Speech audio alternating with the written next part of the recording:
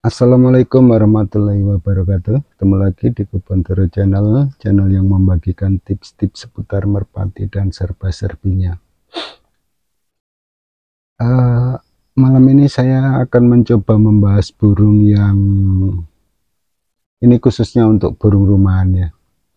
Burung rumahan itu yang kita harapkan itu walaupun seandainya tidak kencang, itu dicari burung yang kalau bidding atau turun itu nggak ngikut musuhnya, artinya dia akan misalnya arah barat dan timur, kemudian dia keluar munculnya di tengah-tengah begitu, dia turunnya langsung ke rumahnya, nggak ngikut musuhnya gitu ya.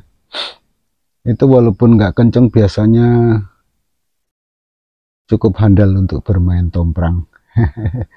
Apalagi kalau musuhnya lawan belakang, kemudian dia turun begitu lihat kelepean nggak ngikut ke belakang, itu yang dicari. Itu istilahnya kalau di tempat kami itu namanya burungnya jujur. Bukan jujur dia nggak berbohong, tapi jujur karena dia begitu sudah lihat kelepean atau dia kalau muncul itu di tempat situ terus, walaupun lepasan dekat, jauh, ataupun agak geser ke kiri, agak ke kanan, tapi dia munculnya misalnya di titik tengah, di situ terus dia. Itu burung jujur dan biasanya dicari oleh pemain-pemain tomprang, walaupun mungkin dia agak kurang kencangnya, tapi itu yang dicari. Nah, kemudian Mas Marsam ini mempertanyakan burung yang bagaimana, yang kayak apa, yang suka ngikut ke rumah musuh atau dia susah sekali diklepek, supaya bisa dihindari. Kalau pengen piara ya jangan cari yang kayak gitulah istilahnya. Itu burung-burung yang begitu itu biasanya ada ciri-ciri tertentu ya Mas Marsam. Yang pertama yang sering, yang tampak ini ya, yang sering sekali berulah atau dia ngikut ke tempat musuhnya itu biasanya burung yang pupur Mas Marsam. Burung pupur itu misalnya saya kebetulan nggak punya ya yang warna tertentu kemudian pupur, itu saya nggak punya. Nanti pupur itu beda sama celemreng ya. Kalau celemreng itu dia semisal burung seperti ini ya, saya ambilkan contohnya dulu. Mana ya, ada nggak ini? Tunggu ya teman-teman.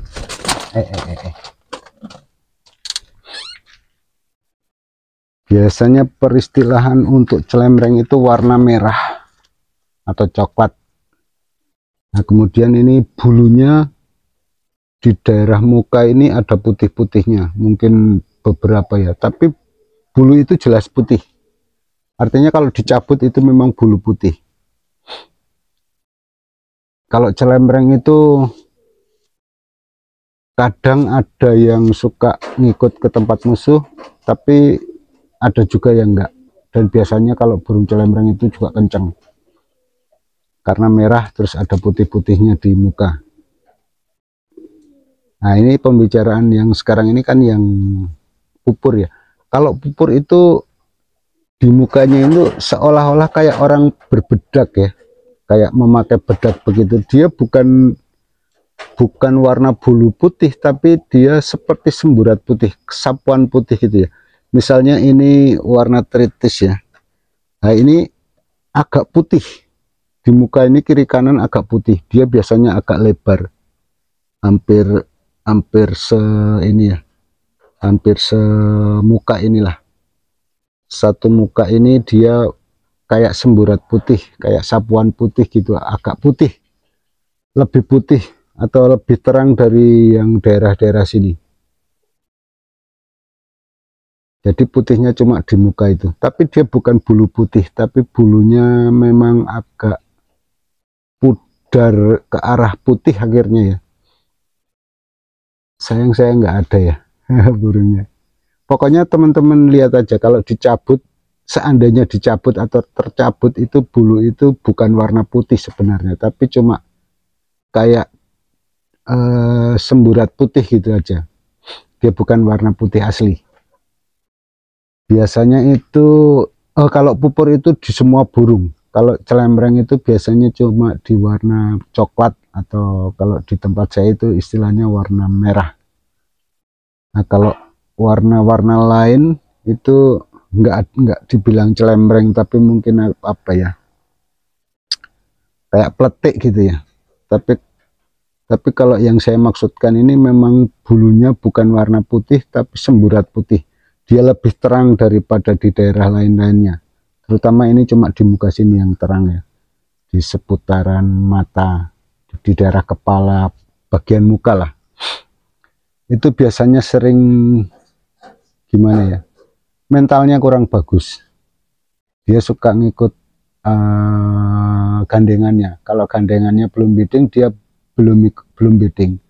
Kemudian kalau gandengannya mengarah ke rumah musuh maksudnya, karena memang dia turunnya di rumah sendiri ya. Nah, itu biasanya ngikut itu kalau yang celembreng itu. Kalau yang pupur itu kurang bagus mentalnya. Jadi dia akan ngikut. Kemudian burung yang paruhnya itu tebal basah. Kalau ini kan tipis ya teman-teman ya. Saya nggak punya paruh burung yang paruhnya tebal ya. Pokoknya dia kelihatan tebal, kemudian basah dia. Kalau basah itu kayak mengkilat gitu ya, untuk paruhnya itu mengkilat, nggak ada putih-putihnya. Kalau kering kan dia seperti ada putih-putihnya, kemudian kayak retak-retak itu kering. Nah, ini kalau yang basah itu biasanya juga gitu, dia suka ngikutin lawan terbangnya. Kalau lawan terbangnya belum nukik atau belum turun, dia nggak mau turun. Jadi kalau sudah diduluin sama musuhnya, baru dia akan ngikut. Tapi biasanya kencang burung yang susah bidding itu, yang paruhnya basah itu biasanya kencang. Tapi ya itu, kalau untuk main domprang dia nggak masuk karena dia sering ngikut ke rumah lawan. Kemudian ini juga mungkin mitos, mungkin juga kenyataan ya. Kalau centilnya ini dua terbelah gitu, itu juga sering ikut ke rumah lawan ya. Ini ya centil-centil yang di sini ini. Kalau dia membelah kayak seolah-olah dua gitu, biasanya dia juga akan ngikut ke rumah musuh. Ngatutan gitu istilahnya. Kayaknya cuma itu ya, 3 ciri itu yang biasanya mengikuti burung yang suka turunnya ikut ke rumah musuh. Tapi jangan salah ya, walaupun warna-warna lain atau burung yang jenis-jenis selain itu, kalau dia masih baru, artinya dia belum pomah sekali, itu biasanya juga suka ngikut ke rumah teman, ke rumah musuhnya. Itu dikarenakan dia belum hafal sekali untuk rumahnya, jadi seolah-olah dia seperti latihan itu, dia masih mengikuti pelatihnya. Kalau nanti dia sudah sampai di tempat musuh itu, biasanya kalau yang selain jenis-jenis atau warna yang saya utarakan tadi, biasanya dia akan segera terbang pulang ke rumahnya. Tapi kalau yang model-model pupur atau sentilnya dua atau paruhnya basah, itu biasanya agak lama di sana. Agak lama di tempat musuh, baru dia nanti akan mencari rumahnya. Kalau yang kriteria burung bagus biasanya akan sebentar saja, kemudian dia cari rumahnya sendiri. Kemudian nanti kalau dia sudah pomah, dia biasanya udah nggak mau ngikut ke rumah musuhnya. Kecuali yang itu 3 itu tadi, wah susah sekali. Biasanya susah sekali. Walaupun apa istilahnya, sudah berkali-kali, sudah pomah, sudah diangeremkan sampai lolos, biasanya tetap aja gitu. Saya juga nggak tahu kenapa bisa terjadi gitu ya. Tapi itu mungkin karakter atau sifat dia, karena mentalnya kurang bagus, jadi dia ngikutin lawan terbang seolah-olah dia nggak punya pendirian gitu ya. Itu ya Mas Marsam dan juga teman-teman pecinta burung rumahan tinggian untuk tomprang. Semoga ini jadi referensi ya, saat nanti piara burung atau cari burung, jangan cari yang begitu walaupun pegangannya bagus, walaupun komplit lah istilahnya, tapi itu nanti mentalnya yang kurang. Di mentalnya itu dia yang apa ya, yang kurang kuat lah.